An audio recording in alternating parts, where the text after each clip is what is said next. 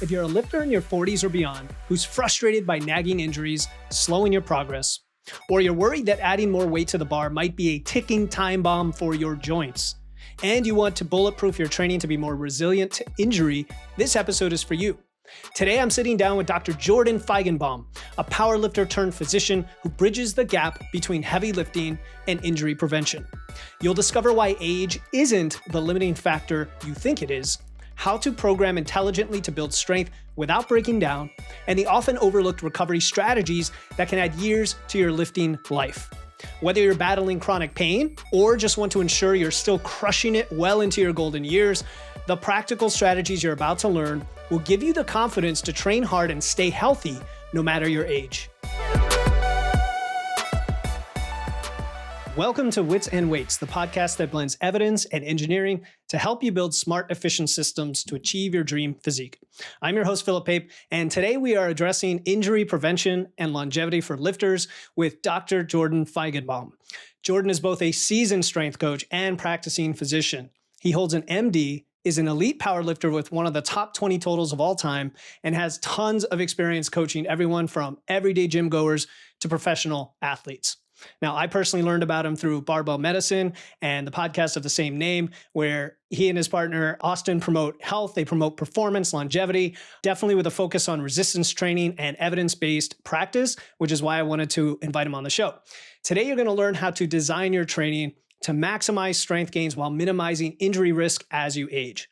We'll explore the role of recovery in preventing overuse injuries, debunk some myths about lifting and joint health, and give you strategies to build resilience into your training program. You'll discover how to balance intensity and volume for optimal progress, the connection between pain and tissue damage, and practical ways to personalize your lifting for any limitations you might have. Jordan, it's an honor to have you on the show. Yeah, thank you so much for having me. I appreciate it. Yeah, man. So we want to talk about I'll say the older lifting crowd today, which a lot of people I joke about with friends is over 40, right? Like as soon as you hit 40-year-old, right? And you're both a lifter and a doctor, which sadly is not a combination we see too often. I wish it were. And I'm sure you've seen many older lifters struggle with really wanting to push the heavier weights. They want to push the PRs. Some of it's ego. Some of it is like, we got started late like I did and we're trying to catch up. And there's this fear or sometimes reality of getting injured. So what, in your opinion, is the main differentiator between lifters who continue making progress safely over the decades and those who experience more interruptions related to, say, injury or joint health? Yeah, great question. Maybe we should answer some easy stuff first, like what's the meaning of life, or like, what's I love to set a floor for the show, man. Yeah, it's interesting. When I think about what sort of predicts long-term, not only like just longevity as far as being able to participate, period, right? But then also like long-term success, because those are slightly different things. There's definitely benefits from just participation in exercise, resistance training, conditioning, both of them ideally. And then actually making progress within those two pursuits, particularly like improvements in maximal strength, improvements in VO2 max. So that there's a difference. You want to do both of those things. So improve, those things and do it for a long period of time. So as far as things that predict success and longevity, certainly there's a large genetic component to both, which unfortunately, CRISPR is not yet, we can't do that. So not necessarily. Unless you go to China. Yeah, right. Yes. Yeah. So maybe in the future, that's going to be a modifiable factor. So genetics are certainly important. Your environment is certainly important, not only like opportunities to exercise, but also just, what's happening around you. So some social elements, conditioning wise, as far as, is this a normal thing for people to engage in resistance training and formalized exercise, or culturally, for example? So it definitely varies. But as far as things that actually most people can probably modify, or at least start thinking about, likely has to do primarily with program design. And I think, when people hear that and they start thinking about, okay, so I just need to focus on how do I lay out the elements of my programming, how far down the rabbit hole do we really need to go to give people actionable advice on what to do? And I think that varies by degree, meaning that if you're relatively new, you don't need to have, a PhD in exercise science or sports performance or anything like that to kind of make heads and tails of what the research says and take that away and actually do stuff in your own training. But there are a handful of maybe pillars, if you want to call it that term, or heuristics that are useful. And I think the main things are we need to make sure that the training suits you or is fitted to you or individualized to you for your current level of fitness. So that's thing one. And so, unfortunately, when you look up programs that are available online, there are, and now in the internet age, they're everywhere, which is great because back when I started lifting, that wasn't the case. If you looked up like lifting program or powerlifting program, you'd get a handful of results. And I'm not being, I'm not For exaggerating. sure. It just wasn't out there. And now the Google return hundreds of thousands, if not millions of things. And so when you're writing a program for a general audience for their consumption, you're gonna, it's like a bell curve, bell distribution. You're gonna suit a number of folks, but other folks will be underdosed and other folks will be overdosed. And you're kind of just hoping for the best. So that's pillar number one. It's got to be suited to you, the individual, based on your current level of fitness, because that will predict what's your training tolerance. So how much exercise you can do, and also your needs, right? So those are two things that are related. Second thing is, after making sure that it's appropriately dosed for the individual, is going to be that it actually produces the outcomes that are desired. So if we think about this from like a health promotion standpoint, health span, and maybe adding on to that lifespan, there are a handful of things we have great evidence on that actually promote sort of improvements in health span, reducing the risk of disease, particularly the burden of chronic disease, developing new chronic disease, and then also improves quality of life, puts life in your years. Those would be things like maximal strength, which you could tack on muscular power to that. Those things are kind of related, obviously. Muscular hypertrophy, another one of those evidence-based goals, and then cardiorespiratory fitness.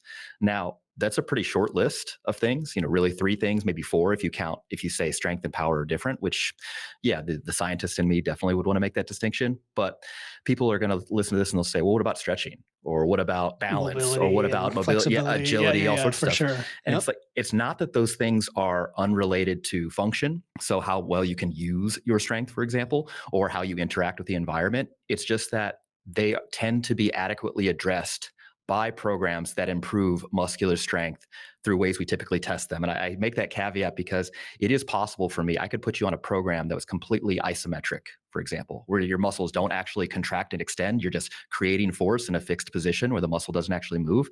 And so I could say, look, you got stronger, but that's probably not doing anything for your range of motion. Mhm. So anyway, if you got to get really specific with it, you would All want these to nuances. Yep. yeah, totally. So you'd want to improve dynamic strength, you'd want to improve muscular size, so muscle cross-sectional area, and you'd want to improve cardiorespiratory fitness. And so that means that the program has to be individualized or adjusted in order to produce those results for people. So when we look at the response of people to exercise interventions, you're going to have the extreme responders. Those are the people that we tend to see at the top of sport, whatever they be. They just tend to respond super well, whether that's genetically predisposed to doing awesome / the environment / other factors nutritionally and lifestyle wise. Sure, all of those are related. And then there's going to be this group of people that are termed non-responders who, in some studies, the short-term ones in particular, they actually lose strength, for example, or lose muscle size. And you're like, how is that possible? Because they're actually exercising.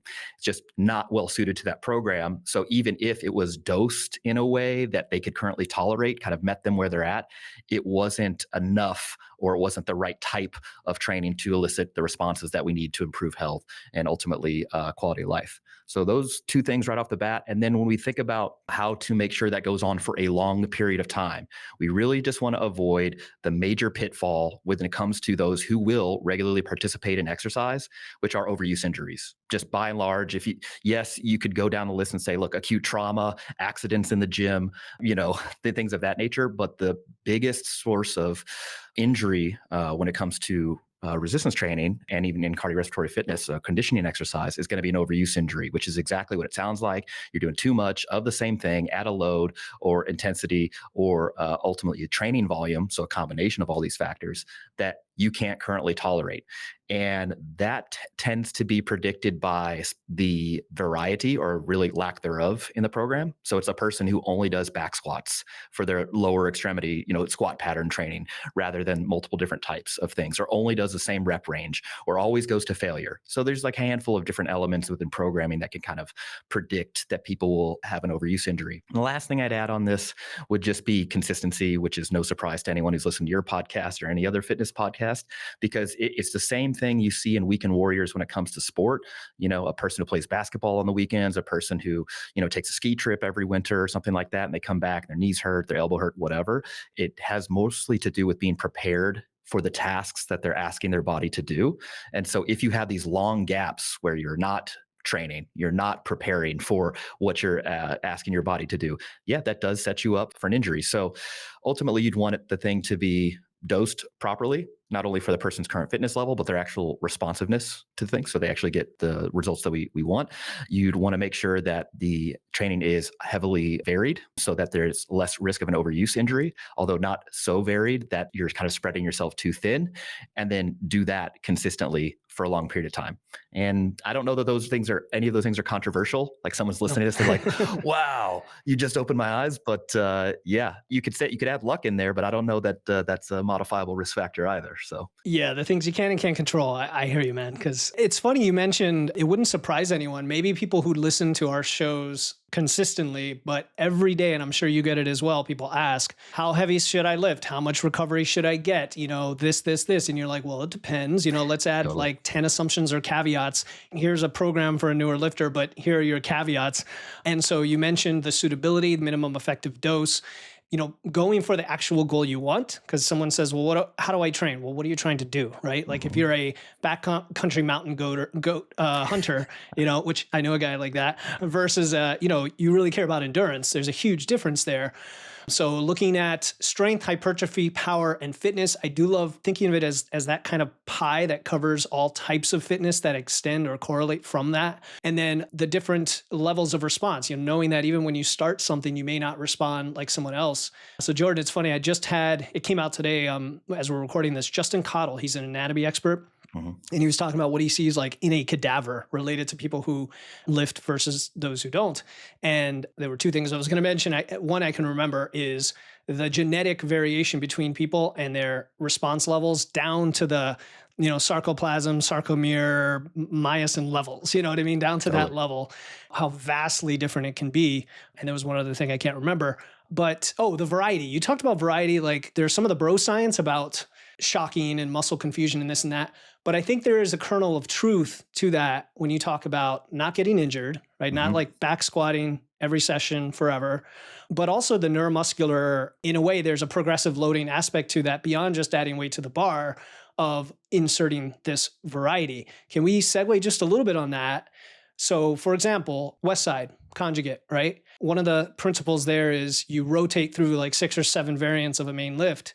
And they knew intuitively that if you don't do that, you're going to get over fatigued or overuse from the one lift. Can we, jumpstart off of that to talk about variety and muscle confusion and that whole idea? Yeah, sure. So I think, again, when we're going to kind of bring all of these sort of ideas around program design back to those core sort of goals that we're looking for. So again, strength, power, hypertrophy, cardiorespiratory fitness. So when you think about exercise selection, exercise mode, so the type of exercise that you're selecting and increasing variety within those domains, what you are really trying to do is leverage the body's ability to learn how to move. We call it motor learning, for example. And so some pretty decent evidence in my estimation, particularly with respect to physical task performance, that people learn better when they have an increase in variety of physical tasks that they have to perform, particularly when they're untrained. And so if you have a person who's not very well trained in the squat, for example, you might intuitively believe that if you just have them do one type of squat, they're going to become very efficient at doing that, meaning that they're going to clean up their technique in such a way where they're maximizing muscular force production in a way to move the bar completely vertically. And granted, none of these studies have been done on the squat per se, but I think there is... of course not. It's always the leg press. Leg press, leg extension, or even more dynamic tasks, jumping, stuff like that. Sure. And the idea is that if you give people slight differences in the movement pattern, and so again, if we use a squat, it's a back squat and then a front squat.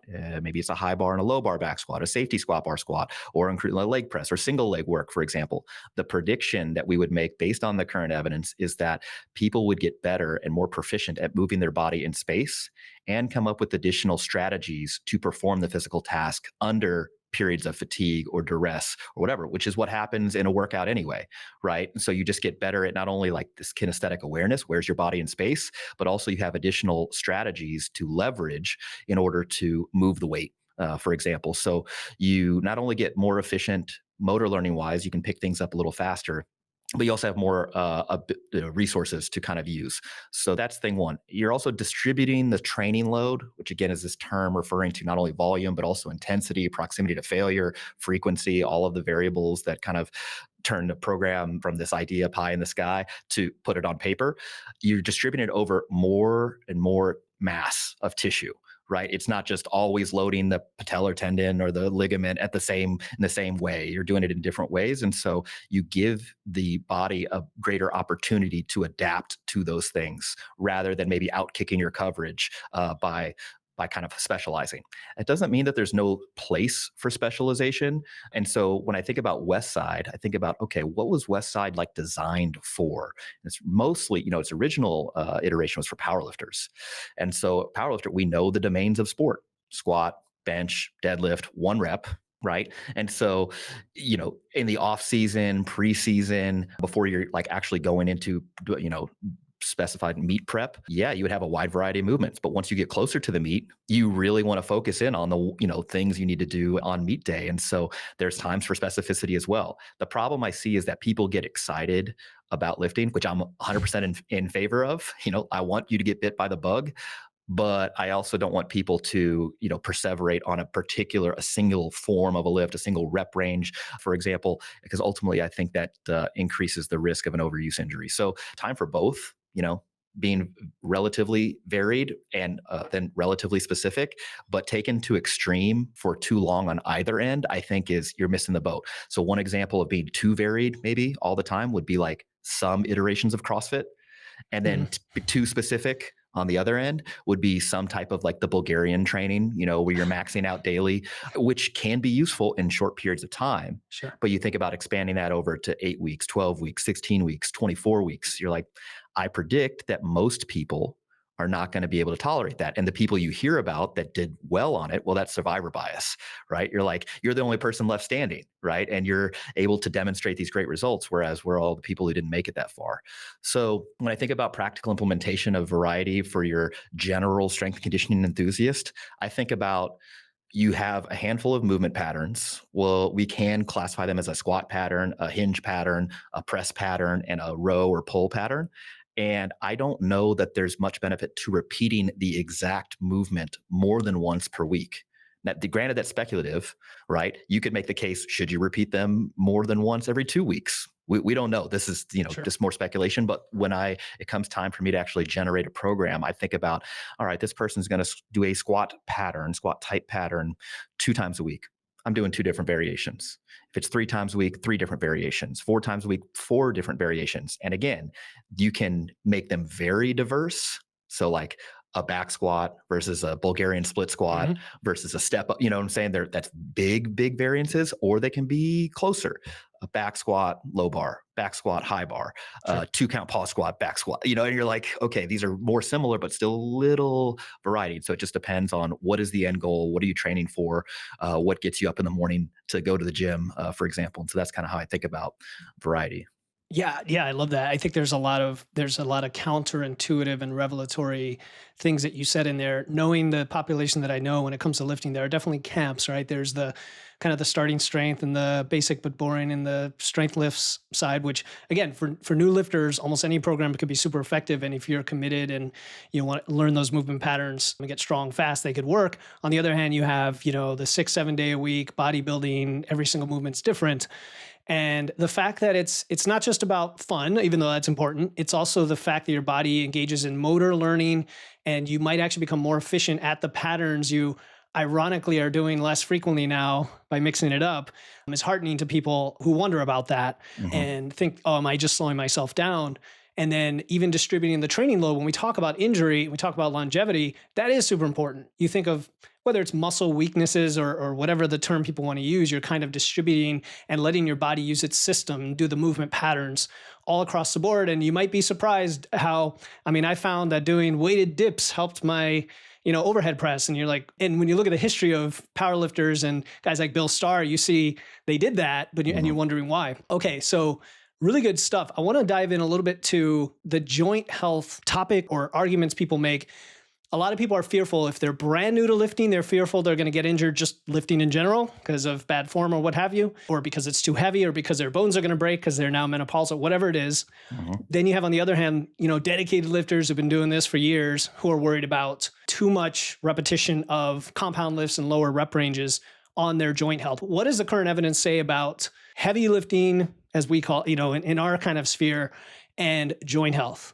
Yeah, no, it's a great question. And even like joint health is more of this like nebulous umbrella term. I think Sure. I think on the one hand, we all understand what it means. You're talking about pain-free sort of range of motion and being able to use it actively and passively. And then Good connective tissue, no tendonitis.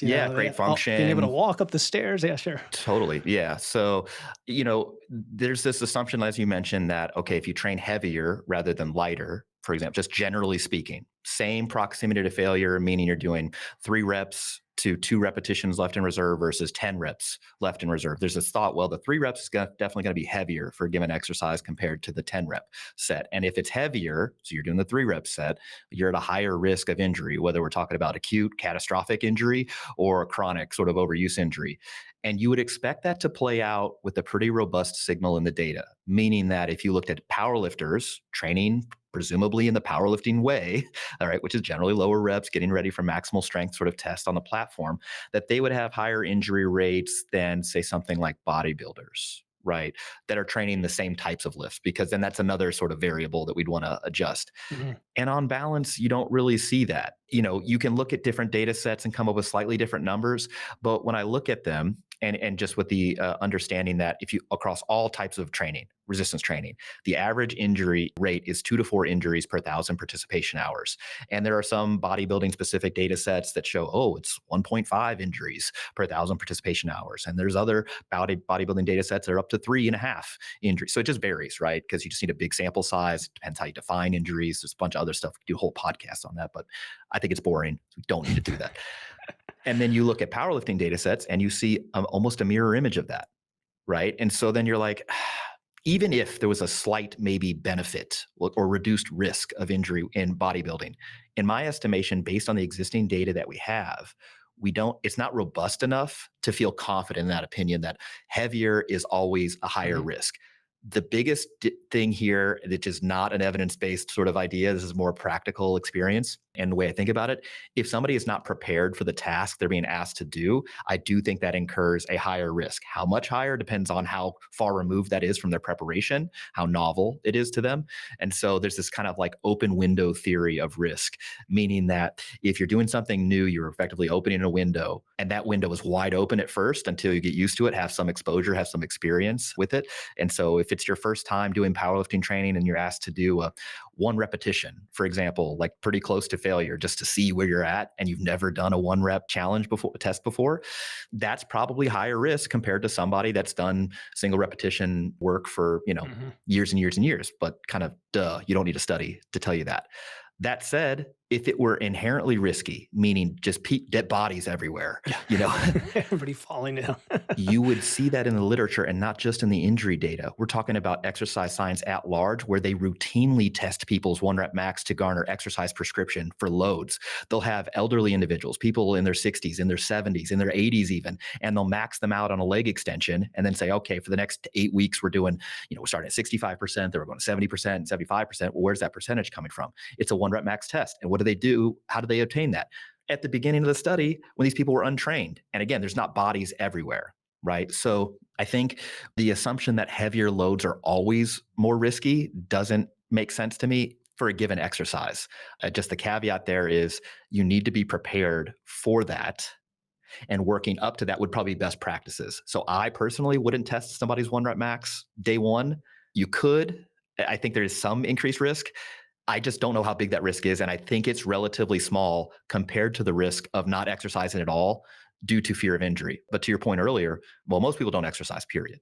Right. And you ask them why, 40% of them will respond, they don't exercise because they're afraid of getting hurt. And then if you ask them further, why are they afraid? And it's a learned sort of thing, whether it's through social conditioning, they've had friends who've gotten hurt, or they've learned it from what they consider an expert resource, usually a healthcare professional, unfortunately. Doctors say dumb stuff all the time. Shout out to Felipe. I know Philip for a long time, and I know how passionate he is about healthy eating and body strength, and that's why I chose him to be my coach. I was no stranger to dieting and body training, but I always struggled to do it sustainably. Philip helped me prioritize my goals with evidence-based recommendations while not overstressing my body and not feeling like I'm starving. In 6 months, I lost 45 pounds without drastically changing the foods I enjoy, but now I have a more balanced diet. I weight train consistently, but most importantly, I do it sustainably. If a scientifically sound, healthy diet and a lean, strong body is what you're looking for, Philip Pape is your guy. It's true. That's why I like guys like you on the show. We need more doctors who know their stuff and lift. Yeah. I'm just not convinced that the load itself is particularly risky. Even in like subgroup analysis and some of these studies where they look at like, well, what about just the competition period only? If we isolate just the competition period, so at a meet or the last few weeks before a meet where the loads are heavier compared to generalized training, is there a higher injury incidence? Not really. In Olympic weightlifting, in powerlifting, and you're like, then how confident am I in this claim that heavier weights are generally more risky? And I'm like, I don't think they are. I think there's maybe a little kernel, a nugget of truth in there saying that if you compared a set going all the way to failure versus a set that's like 3 or 4 reps shy of failure, I think the set that's a few reps shy of failure is probably less risky due to the fatigue stuff that happens later on, as you get closer to failure, all the way to failure. And maybe that is sort of the effect that we're seeing in the injury data, if any. But even then, we're not talking about this huge, like cataclysmic effect. Again, otherwise you'd see bodies. Right. Yeah, you would. And you'd see people who had back surgeries and knee surgeries who got back into heavy lifting and do really well, not be able to do that. I think Totally. It's super helpful. One of the most interesting studies on this has to do with people who don't exercise. They're insufficiently active. I prefer that to the term sedentary. It makes me feel better just about, how I'm labeling these people. I don't want to say, oh, you're sedentary. It's insufficiently active. We're working on it. You would expect, if you're of this very mechanistic mindset that heavier loading worse, lighter loading better, then if taken to its logical conclusion there, you'd say, well, if the person isn't exercising, they should have a That's the lightest load of all. They should have a near zero risk of musculoskeletal injury. Yeah, sure. But that's not the case. In fact, they did this year-long study. They took people both previously insufficiently active, 2 groups. Half the groups were subject to do 6 hours per week of conditioning. Pretty like moderate intensity conditioning. I think it was at like 75% of their VO2 max, 6 hours a week, which is, pretty significant, versus people who did no exercise. And the musculoskeletal injury complaint rate was effectively the same between groups. Because there's just this non-zero risk of being a human for injury. Like, of course. People have low back pain, they don't exercise. People have shoulder pain, don't exercise. People have knee pain, they don't exercise. And so you would expect, again, if it was just really tied to loading, just literally the weight on the bar, the weight on the machine or whatever, you would expect it to be significantly higher in folks who regularly challenge their body with weights. But you just don't see that. So I'm bearish on that. I don't think it's... No, I totally agree. I was giving you a platform because I want people to have the confidence, to get started lifting and to lift heavy. I mean, there are definitely plenty of anecdotes of people who had back pain, for example, who now started deadlifting and the pain goes away. I hear that way more often than I hear people getting injured lifting. So if that's the case, when we talk about overuse, because back earlier when you're talking about the pillars, you mentioned that was kind of the one thing, and it's tied to a lack of preparation, which is like, I think a good way to think of it as a principle, because then it can apply to lots of different contexts when you say lack of preparation, right? The specificity and progressively loading up to that point and so on. What do you mean by overuse? How do people know that they're overusing, and how do we not do that? Unfortunately, you don't know that you're overusing until it's too late, which is the problem, right? It like declares itself and you're like, dang, that was too much. So people may be familiar with the term like overtraining, which, if you're an exercise overreaching, overtraining. Yeah. So like words have meaning, and unfortunately you got to get a little pedantic about it. So like overtraining refers to a syndrome, right? Generally including endocrinology changes. So like thyroid hormone will go down, cortisol is way up, people have poor appetite, poor sleep, feel irritable, etc. Never been described in resistance training, not once. It's been investigated. They've had people max out daily for over a month in a row trying to like make them overtrained, and it turns out they just got better at lifting heavy weights. So like, yeah, which by definition should not happen if you're overtrained. Also, injury rate during that period was also relatively low. But if people are familiar with this concept maybe of overtraining, we're just doing too much. It's like, okay, well, what do you mean by too much? What does that refer to? It's not just too much weight. It's a combination of weight on the bar, how close your efforts are to failure, whether it's resistance training or conditioning, and how much of it you're doing. So volume, right? And so that all encapsulates this thing we like to refer to as training load. And training load, you can think about that as a sort of external sort of stress, meaning it's all the stuff that you could write down on paper that is pertinent to your program. So again, sets, reps, rest periods, proximity to failure, intensity, whatever. That gets applied to the individual, okay? And they experience it in different ways. And the way that they experience it can be monitored by heart rate change, heart rate variability, heart rate recovery, for example. RPE can be useful to just tell us how hard it was.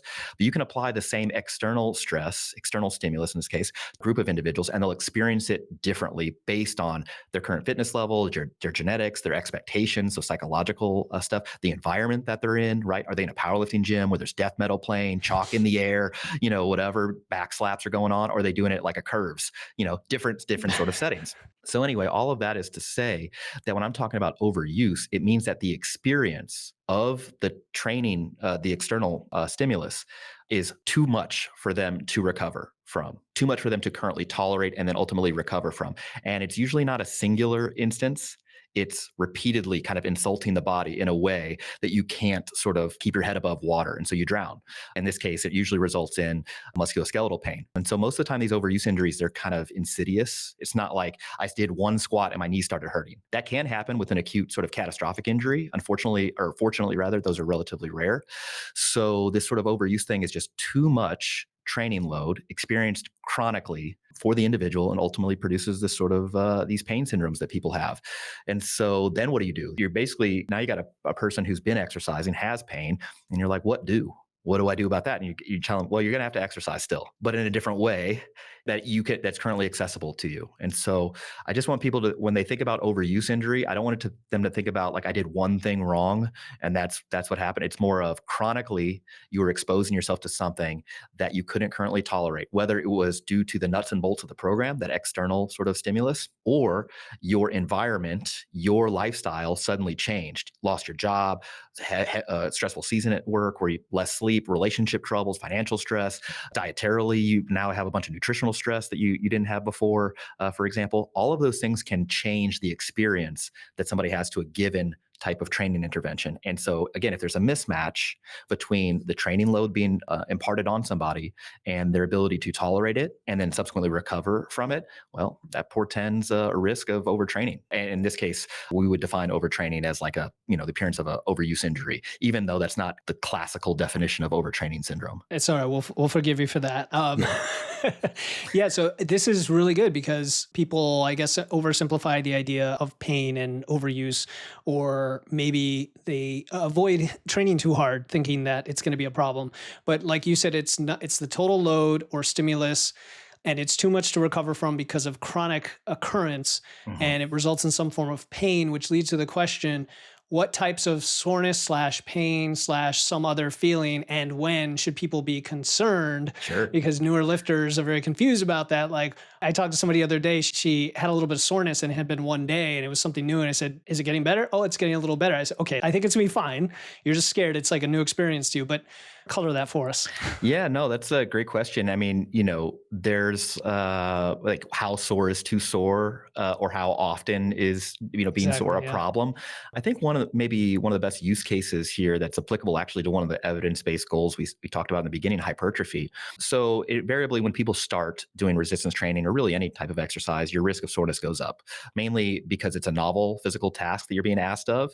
And if the muscles are forced to move through a dynamic range of motion, so they're extending and shortening under load, your risk of having some sort of muscle soreness, whether it's delayed onset muscle soreness or just muscular fatigue or other, that goes up. And that's not unusual. But in the case of hypertrophy, we think that's due to, at least partially, to muscle protein breakdown. Your muscles are made out of protein, water, and some other stuff. And muscular protein breakdown can increase DOMS, delayed onset muscle soreness. But when it comes to hypertrophy, what you're really looking to have happen is that you over time, you get better at tolerating the exercise, you get used to it, you accommodate to the stress, and you get less muscle protein breakdown, which allows the sort of muscle protein synthesis, the recovery efforts, to outpace the amount of muscle protein that you're breaking down. And so that's why when you look at hypertrophy studies, it's very rare, particularly for untrained individuals, that they grow muscle in the first 3, 4, 5, even 6 weeks. Rather, that's like the just keep your head above water, kind of deal with the soreness that you're having, and then after that, you start seeing muscular growth. And so, what I predict and kind of how I think about how often should people be sore, how severe should it be? It's that initially having some soreness is fine. And I would expect that on most sessions, in fact, if somebody's very new to training, but that should get become few and far between as somebody gets more and more trained. Yes, if you take time off and kind of come back, I would expect a slight uptick. But again, it should be this general trend of waning soreness as somebody becomes more and more trained. And if the dose of training is correct, being actually sore from a workout should be relatively infrequent. If you're never sore, ever, to me, that suggests underdosed training. So it's kind of like an artifact of properly dosed training where you're sore relatively infrequently, but still sometimes, if that makes And sense. at the beginning of that new stimulus or cycle or program. Yeah. Yeah, or there's an increase in training load, for example. All of a sudden, yeah, that those would all be at times where you'd expect an increase in soreness, but it should be generally waning and getting less and less and Yeah, I less totally agree. with Yeah. occasional upticks. And as far as when it becomes worrisome, it's when the soreness is out of proportion to what you did. Like you did said, I didn't really do that much yesterday. I am cripplingly sore. And it's like, okay, was the environment that you were doing this in very harsh? So it was really hot, humid, for example, underhydrated. This happens all the time in field athletes, as it were. Or are you actually sick? And you didn't know that, and you did the same training, you didn't like adjust that to your current level of fitness on that day. And so you actually had a much higher training stress than you otherwise would have predicted. You experienced a much higher level of training stress. If you were underslept, that can happen too. In fact, lack of sleep or sleep deprivation is a big risk factor for injury incidents, particularly in athletes. It's been most studied in like college age athletes, for example. So all of those things can kind of tip the scales as far as what somebody's able to tolerate. But ultimately, I would expect soreness again to be happen sometimes, generally decreasing as somebody becomes more and more trained. And then I only get worried about it if it's out of proportion to what they did, very severely limiting as far as function goes, and or acute. So Got it. Yep. the delayed onset muscle soreness stuff happens the day after, 2 days after, may persist for a few days, even after that, up to 5 or 6 days. But if it happens like I did one set and now my legs, both quads, for example, are 8 out of 10 pain. That's not soreness to me. That is more suggestive of like, maybe something acute happened, particularly if it persists, it just doesn't go away. I recall one particular study on youth individuals.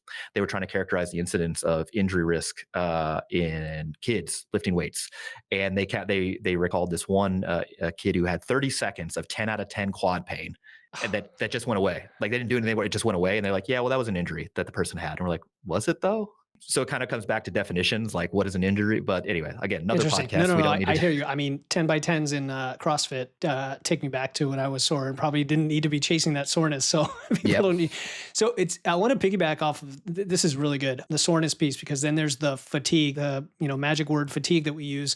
And I think in one of your Insta posts recently, so I'm going to do an Oprah on you here. I've got some quotes.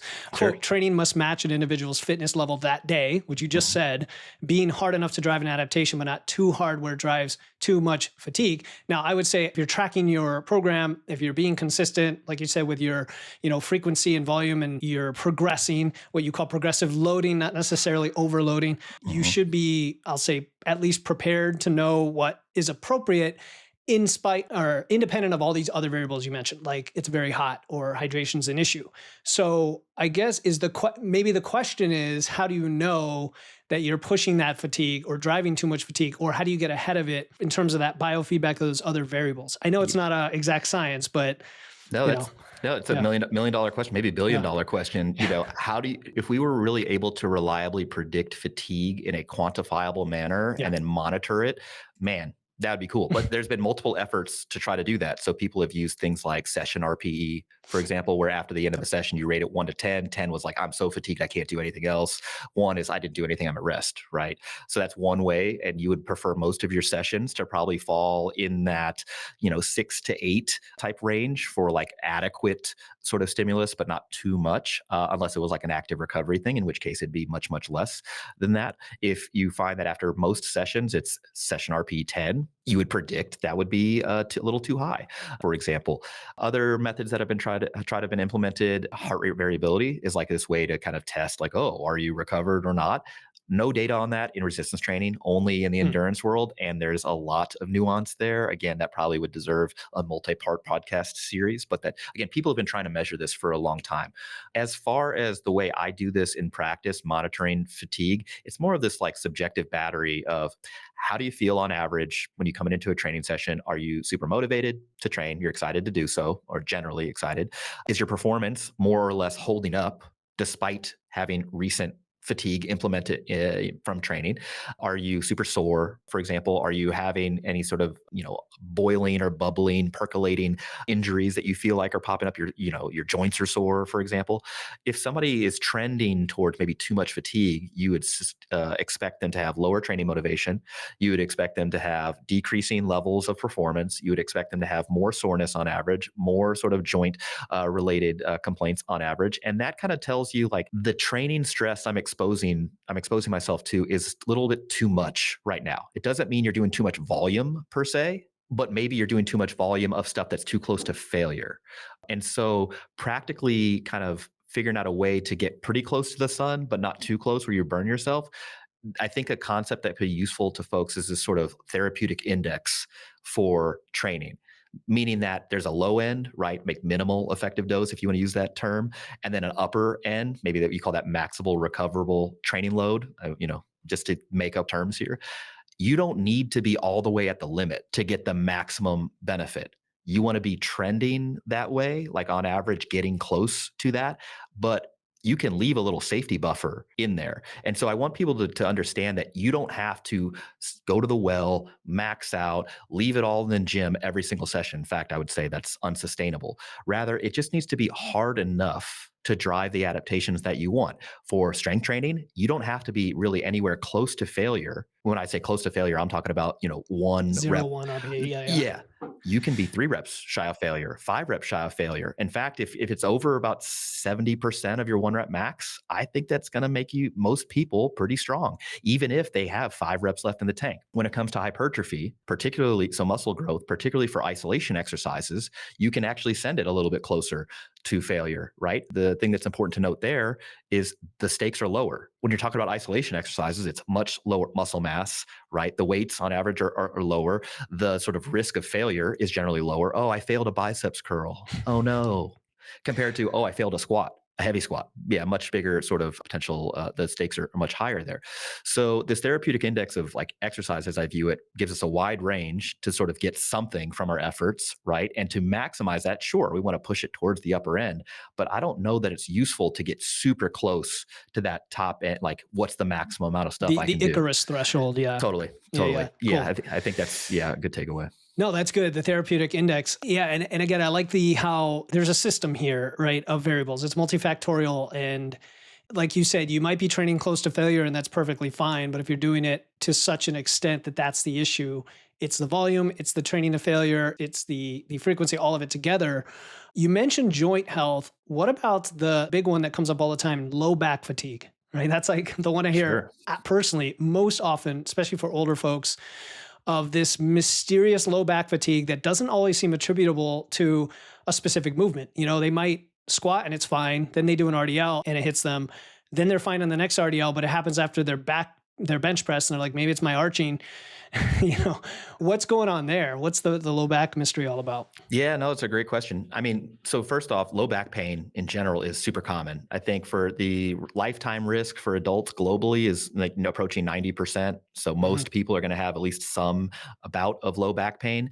As far as the most common causes of low back pain, yeah, Big question mark. We don't know, because most low back pain is what's called non-specific, and that isn't meant to minimize anybody's experience, right? Doesn't mean that just popped up out of nowhere. We have no idea why or whatever. It just means that it's probably not due to a specific anatomical structure. Like, oh, we got to go.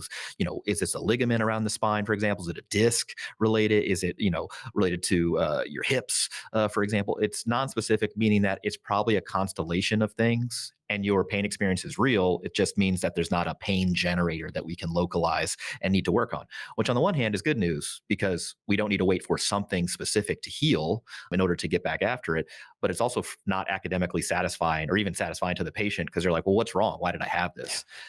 But this is a great example of maybe some of that overuse type injury. There's this like threshold of load, of training load, or maybe a better way of describing it is like a physical activity load. Or you could even extend that to like physical activity load in a particular environment load, right? Like super stressful environment versus, somebody who's well rested, well fed, and, otherwise sleep, something like that. So if people kind of, again, Icarus, flying too close to the sun based on their training, based on their lifestyle or whatever, they may sensitize themselves during particular movements, right? So an RDL in your case, or a deadlift in another case, or bench arching on a bench press. The problem then is like, well, if I'm having pain when doing this, I don't want to expose myself to those positions, which can be problematic, because if people's expectation is, you lay down on the bench, you arch, like, ow, pain and extension. I'm sensitive to extension, particularly in this posture. I don't want to do that. And it's like, okay, so now your expectation is every time that you arch in this way, or you adopt that type of posture, you're going to have pain. People start kind of, they get this condition called kinesiophobia. They're afraid of particular movements. Yeah. And so one of our strategies then is, if somebody is experiencing sensitivity in particular positions, we want to do the most threatening type of movement that they can do, like they can currently tolerate, as their entry point back to physical activity. So in the case of like an RDL, right? Somebody says, all right, full weight RDL, normal weight, they're doing sets of 5 or 8 or something like that. And they're having sensitivity at that loading level with that full range of motion doing an RDL. What do? Well, we could increase the rep range, which would lighten the load. So maybe it's a load related sort of sensitivity. If that doesn't work, maybe we slow down the tempo to lower the load even further, or potentially give them chance to feel like they're maintaining a slightly different position, even if that's not really happening. It's sort of mind games, if you will. Another option is reducing the range of motion. So perhaps it's range of motion related. And if none of those things are tolerable, you're like, maybe this is a no-go. We need to regress even further. And so then it's like a trap bar, type partial deadlift, for example, or a hip thrust. You go even further back. So there are options there. But as far as what's actually happening, I think it's back to that concept of just, it's tissue sensitization, or maybe we'll call it tissue brain, connection sensitization, because you can't separate the two things. So just sensitization due to too high of fatigue, due to too high of training load in a particular environment. And I know that's an unsatisfying answer for a lot of folks.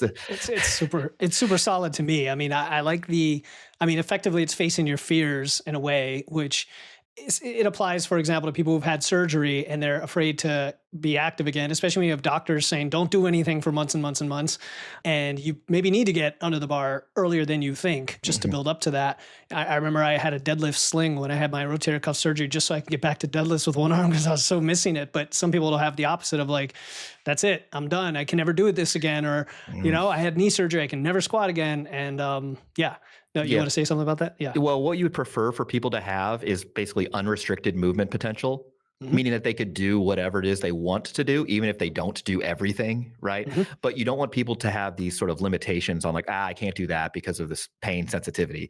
You'd want to identify those things, work on them actively, and then just give people the option, like, should you want to do this or need to do this, usually in some case outside of the gym, well, you have access to that. Right. And you're relatively well prepared to tolerate that. And so you can go on. The biggest issue I see with lifters as they go on through time is that they keep pulling out exercises, movement patterns, ranges of motion that either, I had a little injury, or I don't particularly like that, or whatever. And so they get more and more specific to something, to stuff that they like over the years. And they're missing this whole sort of cadre of other physical development that's been effectively atrophying over time. And it's like that, which again is why I intentionally, even with myself, I have to intentionally broaden, because if left to my own devices, well, I like to squat, bench, deadlift. Yeah, another case for variety. Yeah. Yeah, absolutely. Yeah. No, this is great. Yeah. So actually, well, no, forget that. So the next thing I actually wanted to ask you about was kind of the other end, the folks, because I know there's a lot listening who really do go all out. They love PRs. They love getting stronger. Maybe they push too hard, right? Maybe they don't have any of these fears. They do the variety. They just push, push, push. We talked about a lot of the aspects of fatigue, but some of it comes from a little bit of ego and something you talked about recently, which is how people would love to maintain their peak, especially if they were lifting early in life, like their 20s, 30s, 40s. Mhm. I didn't start to my 40s, so I don't have that exact experience. But like, hey, in my 20s, I could, deadlift 700 and now I'm, approaching 70. Also, you mentioned that people who start lifting later in life are not going to be able to get as strong as when they were there earlier. So sometimes they maybe overreach. And I've seen that. Given this reality, where does the realistic goals piece of this come in for that being the cause of, say, overuse or fatigue, if you know Just, what I just, mean? just Yeah. aging in general being the cause of. Yeah. Aging, ego, wanting to be strong, keep getting strong forever. Yeah. I mean, We all want to, but totally. is it possible? I think what happens in general as people age, the big, especially if we just move like general population, right? Musculoskeletal injury rates tend to go up as people get older. I view that as mostly a symptom of detraining due to Mhm. insufficient activity. People just become less and less active, whether that's due to occupational demands, familial demands, the constellation of those things. People are tired, whatever. Like you're just exercising less, moving less, and ultimately their body responds accordingly. It adapts to what's being asked of it. And so, yeah, your threshold for like what you can tolerate goes down. And so people might experience that in training where they say, I can't go as heavy as often as I used to. And it's like, well, that's probably a function of what you've been doing the last few years, not like what's happening, Mhm. not what's happening chronologically on the calendar. So I think that barring market reductions in sort of training time, training resources, and just activity in general, the issue that is likely to happen, and this is kind of a black box, there's something that's going to happen at various periods of our lives where our performance is going to go down and we don't know why. I don't have a solid answer why. I can give you all these mechanisms, but like as far as which one's causal or which ones are causal, I think there's a bunch of them. And it's like, death by a thousand cuts. It's Mhm. not just one thing that's leading to a 20% decline. It's, 20 things leading to 1% No, man, declines. it's And my hormones. It's yeah, always, it's cortisol. It's yeah, cortisol. It's totally. Yeah. cortisol. Yeah, 100%. Probably a nervous system more than anything. But the point is that people, they sort of forget what they learned along the way. Again, we don't want to fly too close to the sun. We want it to be hard enough, but not too hard. And you want to do a lot of that stuff as much as you can without outkicking your coverage. Well, if you're still hanging on to what you were doing 10 years ago, 5 years ago, and that's not who you are presently, well, now you're just, again, you're outkicking your coverage. It's the same thing that would have happened if you did the same thing 10 years ago. You have these overuse injuries. And so I think if you stick to the script, if you're like, okay, it needs to be hard enough to develop a training adaptation on this day, and you keep clocking those wins, punching in, punching out day after day, it is likely you're going to have lots of success in your lifting career. And by success, I mean demonstrable improvements, or as you age, maintenance to the best of our ability with performance, and a relatively low risk of injury, barring terrible luck and or terrible genetics. And so we can't do anything about the genetics, and luck kind of is what it is.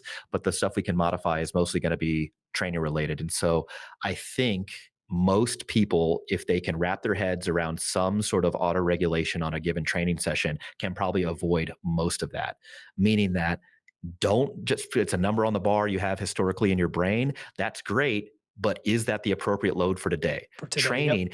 Training is about development. It's not about testing. I don't need to test you every time you're in the gym.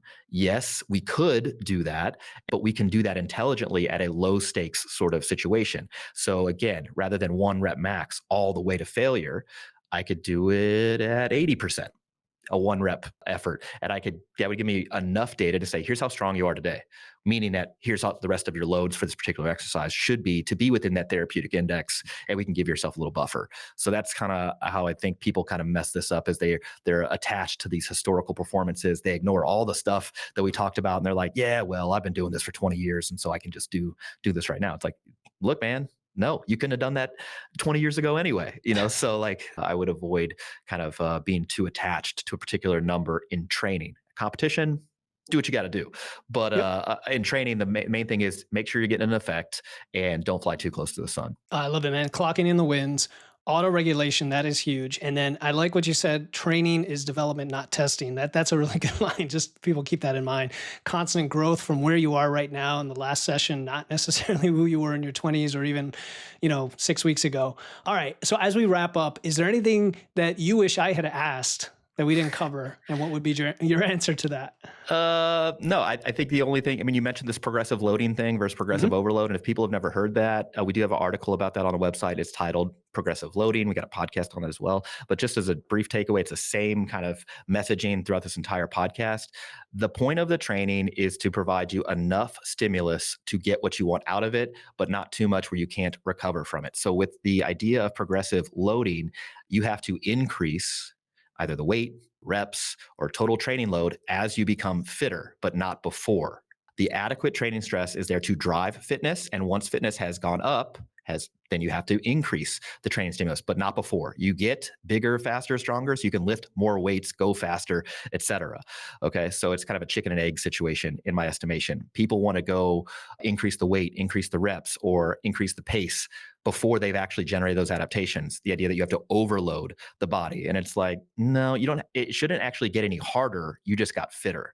That's that Greg LeMond quote, it never gets easier, you just go faster. Well, in this case, it never gets any harder, you just get fitter. And so that the load go up, you're able to do more reps, do more sets, et cetera. And so progressive loading, I think might actually be the key here. If people are just saying, I don't know, this auto regulation shit, like whatever, progressive loading might be the key takeaway. No, I love it. You train right to the limit of your current capability, that Icarus threshold, not past and not even into that little regime right on the hairy edge where you're just not getting anything out of it.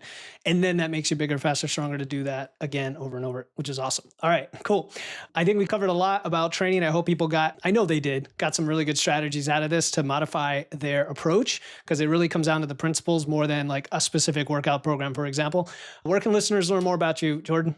Sure. Yeah. Barbell Medicine. You search that on Google, you're going to find all of our stuff. My personal Instagram account is Jordan_Barbell Medicine. You can find me there. You can find me on Twitter, Threads. People seem to like my Threads stuff. I'm a little salty on there. It's just an outlet for me. So if you search Barbell Medicine, you can find all of our stuff, and we'd love to have you part of our community.